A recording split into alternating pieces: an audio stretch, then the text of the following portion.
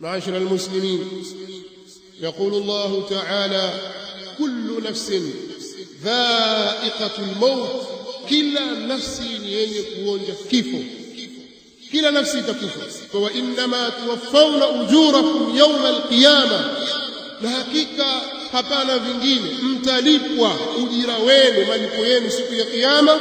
Faman zuhziha 'anil nar, basi yule mwenye kuepushwa na moto, wa udkhila aljanna, na akaingizwa peponi, faqad faz, basi huyo ndiye aliyefaulu.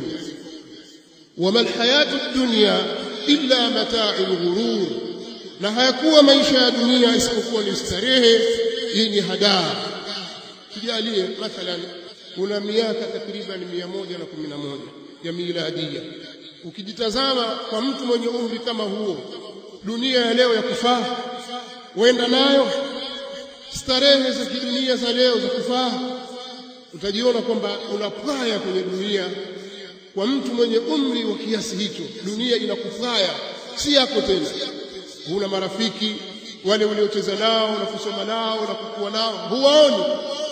Vimekuja vitukuu vyako, ndivyo unavyoishi na wewe.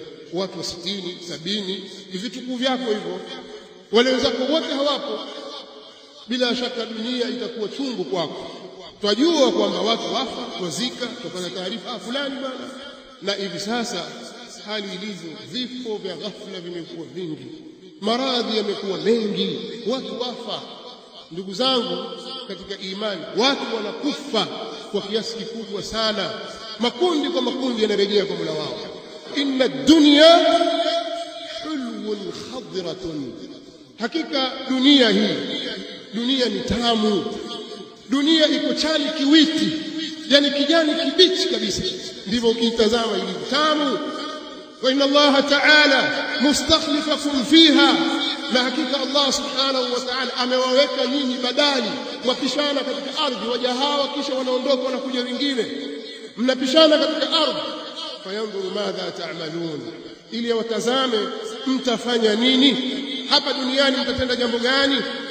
Mmoja katika wanawachuoni wa shairi anasema: waman lam yamut bisayfi mata bighairihi, na yule ambaye hakufa kwa upanga, mata bighairihi, atakufa kwa jambo lingine. Taaddadat alasbab wal maut wahid,